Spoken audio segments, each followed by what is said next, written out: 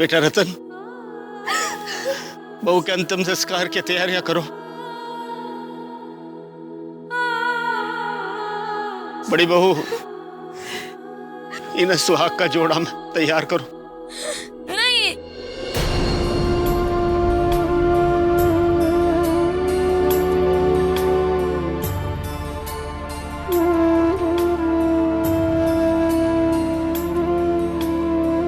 मेरी मासी को सुहागन के जोड़े में मैं ही तैयार करूंगी।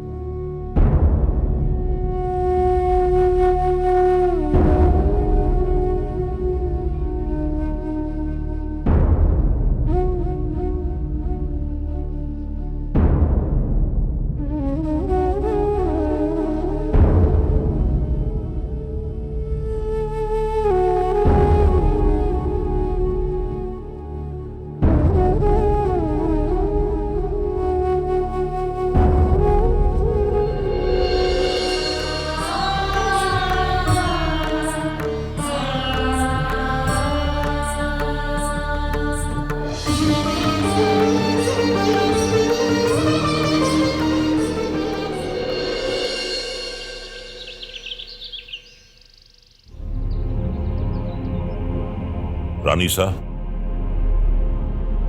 वीर कुंवरी के देहांत को 1 सप्ताह बीत गया है। आज हम वापस भी लौट रहे हैं।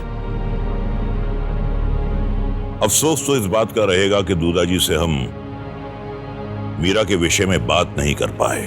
आप ठीक कह रहे हैं राणा साहब, यहाँ की परिस्थितियां भी अनुकूल नहीं थी। बिल्कुल ठीक कहा आपने।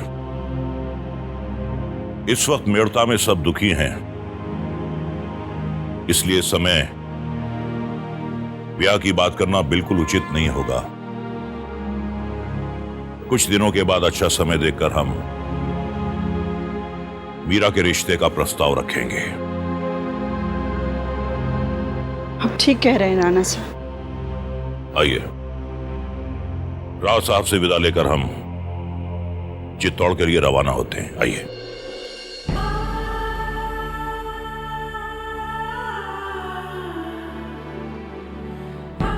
भाई साहब, राणा संगा चित्तौड़ के लिए रवाना होने वाले हैं।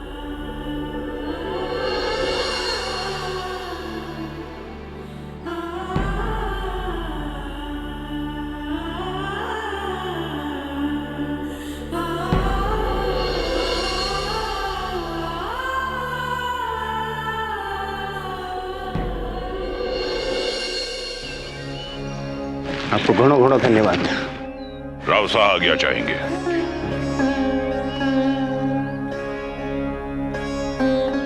रतन सिंह, हौसला रखो। दुख सहकर भी अपना साहस बनाए रखना तो राजपूतों की परंपरा है। हुकुम।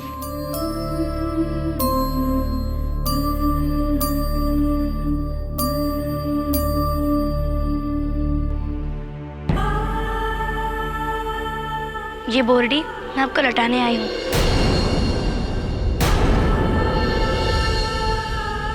उस दिन भूल से आपने मुझे दे दी थी, पर ये तो उसे दिया जाता है जिसका ब्याह होने वाला हो।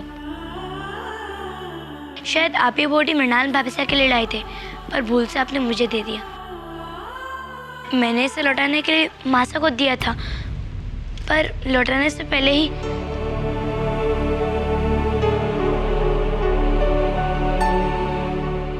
ये बोर्डी आप खुद अपने हाथों से मृणाल भाभी को दे दीजिए।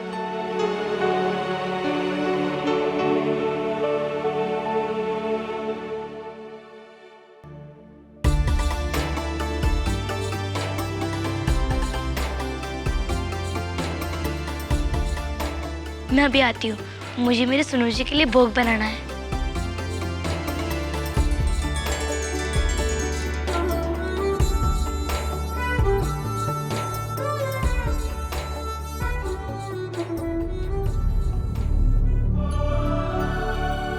राणा जी, हुक्म ये बोरला। नहीं राव साहब, हमसे कोई भूल नहीं हुई है। हमने सोच समझकर यह फैसला किया है। हम जानते हैं कि ससुराल वाले ही बोर्डी अपनी होने वाली बहू को दिया करते हैं। हम कुंवरी मीरा का हाथ अपने बड़े बेटे भोजराज के लिए मांगना चाहते थे।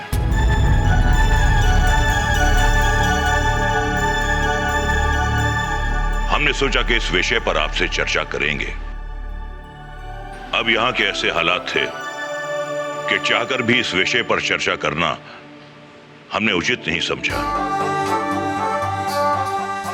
फिर हमने सोचा कि कोई अच्छा समय देखकर आपसे चर्चा करेंगे। पर अब बात आपके सामने आ गई है, तो हम ये जानना चाहेंगे कि इस विषय में आपकी क्या राय है।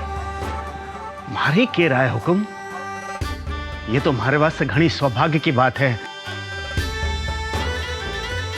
कि हमारी मीरा चित्तौड़ की कुलवधू बन सी। अगर हमारी छोटी बहू वीर कुंवरी ने पहले यह बात पता चलती तो। वीर कुंवरी को यह बात पता थी और वो खुद आपको बताना भी चाहती थी।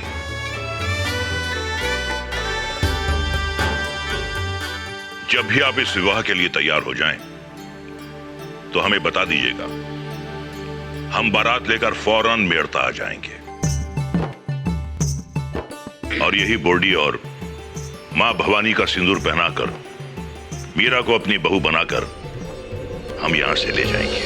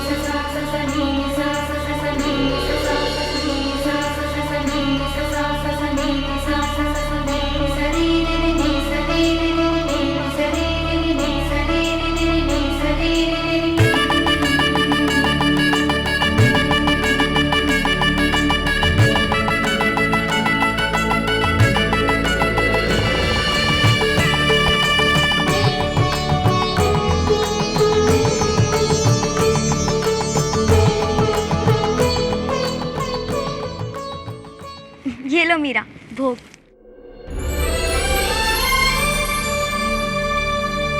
मीरा, सिंदूर?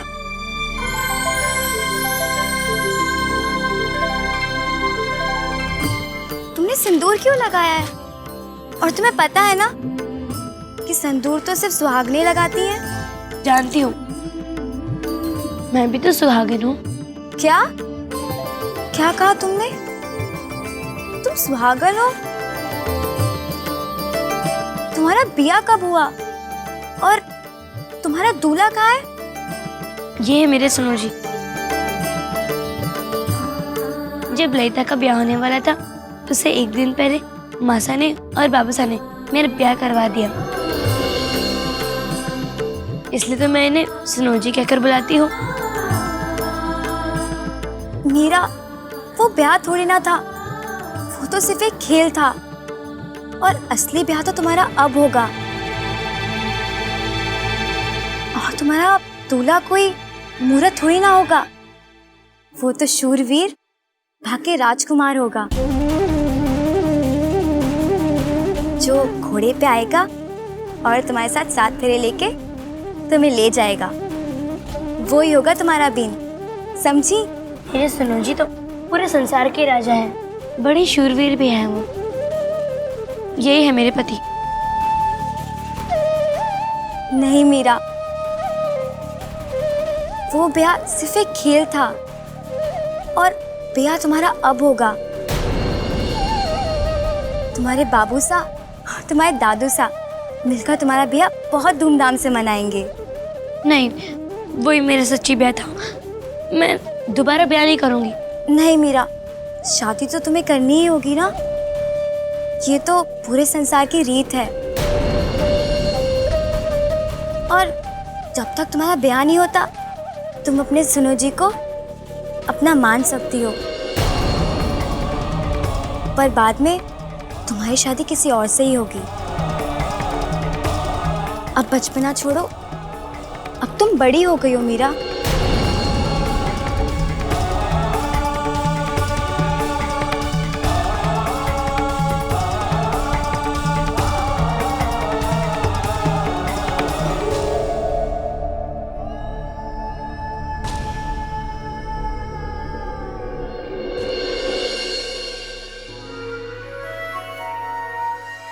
मीरा, वो ब्याह थोड़ी ना था, वो तो सिर्फ एक खेल था। और असली ब्याह तो तुम्हारा अब होगा।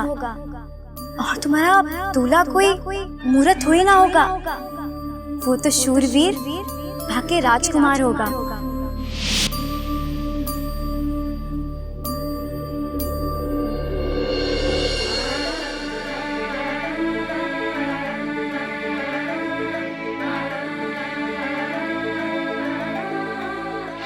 सुनोजी,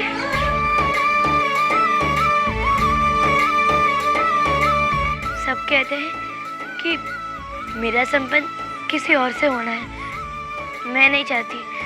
सुन रहे हो ना? मृणाल भाभी सा कहती है कि मेरा ब्याह नहीं हुआ है, किसी और से होगा, जो घोड़े पर चढ़कर आएगा। पर ऐसा कैसे हो सकता है? मेरा ब्याह तो तुमसे हो चुका है ना?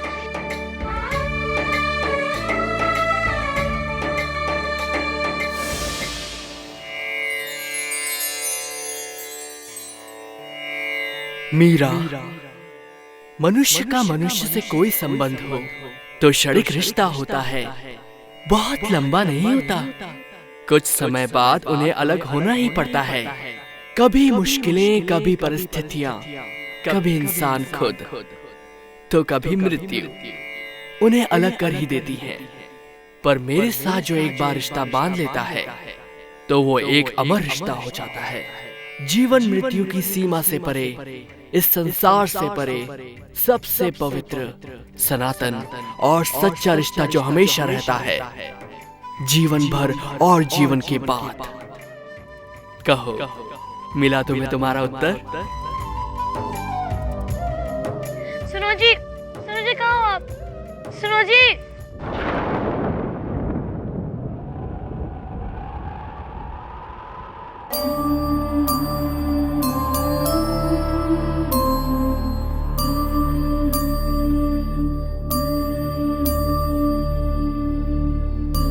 मेरे साथ जो एक बार रिश्ता बांध लेता है, तो वो एक अमर रिश्ता हो जाता है।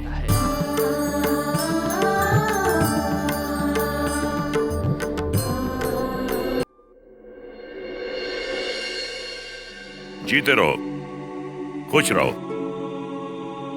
हमने अपने कुंवर के लिए इतना बड़ा और संस्कारी घराना ढूंढा है जिसकी मिसाल ही नहीं मिलेगी। पूरे राजपुताने में ऐसी सुंदर, सुशील और शीलवान लड़की ढूंढने से भी नहीं मिलेगी। कुंवरी मीरा में वो सारे गुण मौजूद हैं जो हमें अपनी बहू में चाहिए। बोलो भोजराज, क्या तुम्हें यह संबंध स्वीकार है? अगर तुम्हें कोई एतराज है तो हमें बताओ। चित्तौड़ में माता पिता की आज्ञा विधि का लिखा माना जाता है बाबू साहब। आपकी आज्ञा हमारी सराखों पर। आपकी खुशी में ही हमारी खुशी है। हमें अपने बड़े कुंवर से यही उम्मीद थी। करमितन, आप हमारा मुंह मीठा नहीं करेंगी? अरे हम कुंवर का रिश्ता तय करके आए हैं। भोजराज और विक्रमादित्य, मेरे लिए दोनों बच्चे एक ही हैं। इसलिए तो मैंने पहले ही मिठाई लाकर रखी है। अभी लाई। आपका हुक्म हमारे सलाखों पर है। क्या बात है भैया।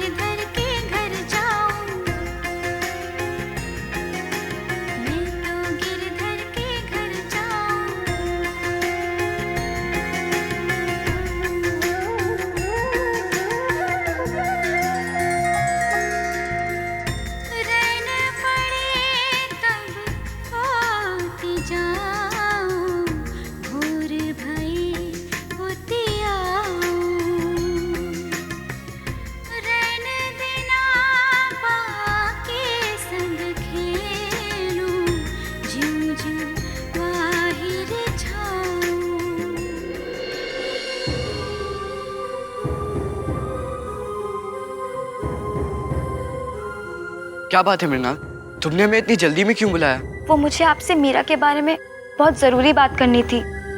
अच्छा, आओ बैठो। वैसे मुझे यहाँ आए बहुत दिन तो नहीं हुए हैं, पर मैं मीरा को देख रही हूँ कि वो सिर्फ कान्हा जी की मूर्ति के साथ ही बैठी रहती है। घबराओ नहीं मृणाल, मीरा ने अभी अभी काकीसा को खोया है। शायद इसीलिए वो अपना मन कृष्ण कन्हैया में लगाए रखना चाहती है। पर बात इतनी सरल नहीं है जितनी आप समझ रहे हैं। मीरा अपनी मूर्ति को ही अपना पति मानती है। कुंवर जी, वो उसके लिए खेल नहीं है, उसके लिए वो सच है। मैंने देखा कि वो कान्हा जी के लिए सिंदूर भी लगा रही थी। वो कहती है कि उसका ब्याह तो हो चुका है और वो किसी और से ब्याह नहीं करेगी। बात हद से आगे बढ़ जाए उससे पहले हमें हुकुम से बात करनी पड़ेगी। जितना जल्दी हो सके मीरा का ब्याह हो जाए तो ही अच्छा है।